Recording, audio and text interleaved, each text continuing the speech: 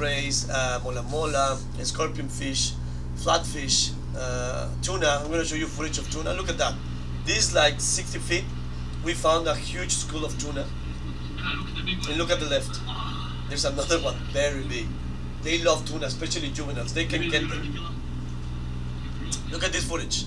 You're going to see a tuna and a juvenile chasing the tuna. Right there. Whoa. So the juveniles can get it. Not the big ones, because they are not as fast as the juveniles. Look at this one. We saw a mola mola. We thought that it was going to get killed right in front of us, but nothing happened.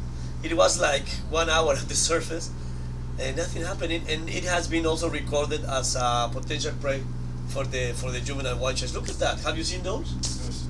They're weird. In Galapagos, it's In New Jersey? New Jersey, also in San Diego. I have seen it. Yeah. Beautiful. It was right here in front of the lighthouse. Look at that.